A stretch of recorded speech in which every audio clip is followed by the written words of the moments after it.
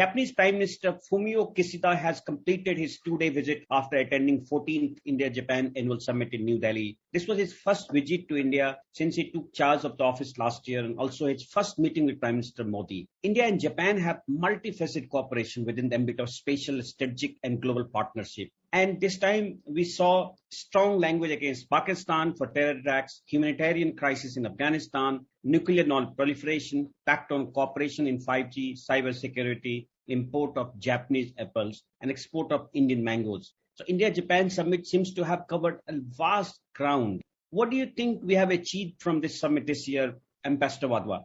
This is the 14th annual summit between the Prime Ministers of India and Japan. As you're perhaps aware, that Japan is one of the very few countries with which we have this institution of annual prime ministerial summits. What does this mean? That our prime ministers meet every year. There has been a break in this continuity because of COVID. Otherwise, they had been meeting from 2006 regularly every year. And the significance of this particular meeting really is that this was Prime Minister Kishida's first bilateral visit anywhere. Normally, you have Japanese prime ministers, their first visits are to their allied partner, which is the United States. But I think Prime Minister Kishida has chosen India as his first stop on a bilateral visit, which is significant in itself. He's also taken the first opportunity with COVID sort of behind us, at least a lull, to come to India and make sure that our cooperation is further widened and deepened, which is what these summits do. And you have very rightly said, it is an extremely multifaceted relationship. We do call it a special, strategic and global partnership. It covers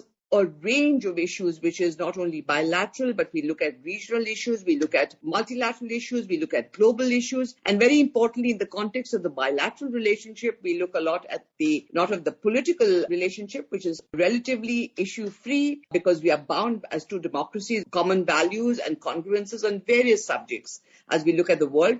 But also that very, very important for India is a deepening of our economic relationship with Japan. So I think during this visit, we have covered all that ground. And you mentioned in particular, for example, the statement has named Pakistan by name in the context of terrorism that is sponsored from its territory. This has, of course, been mentioned before in joint statements, but it's important that we have reiterated it. For me, I think what has been very important is that in the statement, we talk of collaborating on humanitarian front in Afghanistan. I think this is something new and we should be welcome because I think both of us see the humanitarian crisis in Afghanistan. We do have reservations. We do want to make sure that it is not used as a staging ground for terrorist activities against any other country. But on the other hand, that as two responsible countries, we are willing to step in where there is a humanitarian crisis. You mentioned on the economic front, of course, that we have a CEPA, we have a comprehensive economic partnership agreement. And what we did sign among the various agreements that were signed, 6 or 7 agreements that were signed, is to just widen some of the items in the list. So Indian mangoes, Japanese apples, fish, because our marine exports are a very, very important part of our exports to Japan.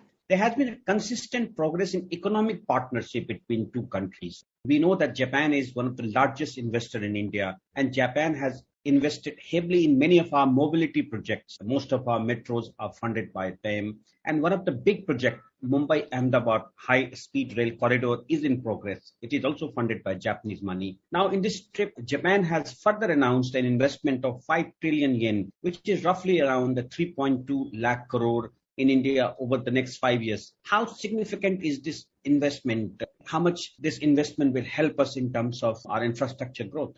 I think Japan has consistently, and this is not really a very new phenomenon, but maybe starting from the 50s, they have been a very important source of ODA for India in very key areas of importance to India. This is diversified in the last 2 decades and particularly in the last 5 to 7 years, where they have become a very important FDI investor into India. They're now at number 5, I think, in terms of FDI investment. And during Prime Minister Modi's first visit to Japan in 2014, the Japanese came up with a figure at that point of time of 3.5 trillion yen of public and private investment and financing into India over 5 years, which would be directed both to the private and the public sector. This has been achieved. And now they have come back, and obviously India is a very responsible partner. So where very often the ODA is in forms of loans, we are very good at paying back our loans. Japanese investments in India have done very well.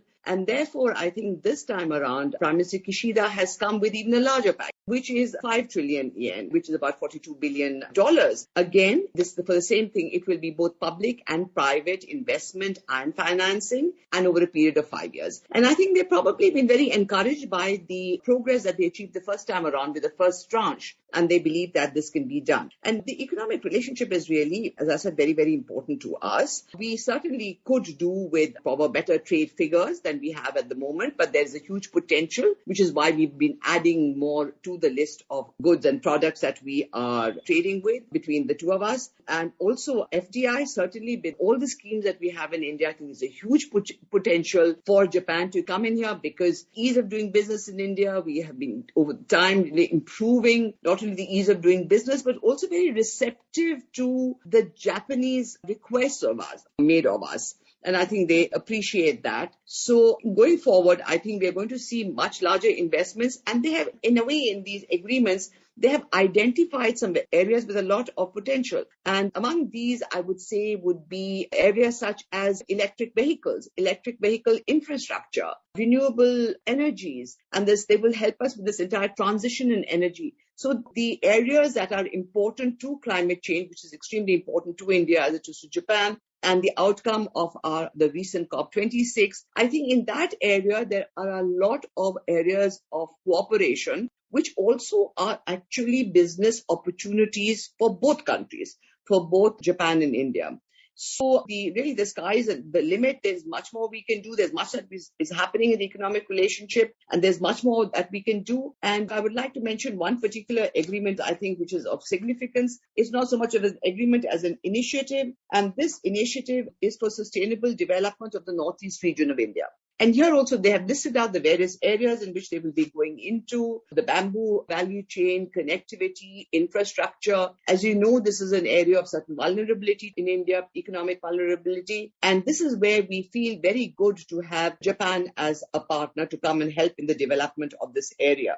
The joint statement between two countries said that the Prime Minister Kishida looked forward to attracting more highly skilled Indian IT professionals to contribute to the Japanese ICT sector. This seems to be going to be a very good opportunity for our IT companies to find a big market in Japanese economy.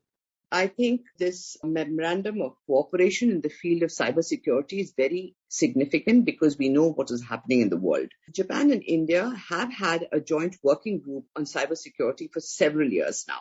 And our experts do meet regularly, and we do exchange, I think, information and best practices between the two countries. But this now seems to concretize that cooperation that the joint working group has identified. This is indeed very, very important, pertinent to the world as it stands today. You talked about the digital partnership. Yes, indeed. This is another new front in our relations. Japan, not only have we signed on this digital partnership, but they have also set up a fund of funds, which is to fund our new startups. And quite a number of our unicorns in India have got Japanese funding. They're extremely interested in this particular area. In the area of skills, so there were two aspects of this. One is, of course, Japan has already been welcoming IT professionals, not only now for quite a period of time. And I could tell you from my own experience as ambassador there, that the number of Indians in Japan is almost double from the time that I was there. And I think most of this doubling has been IT professionals. So they have been most welcomed in Japan. In addition to that,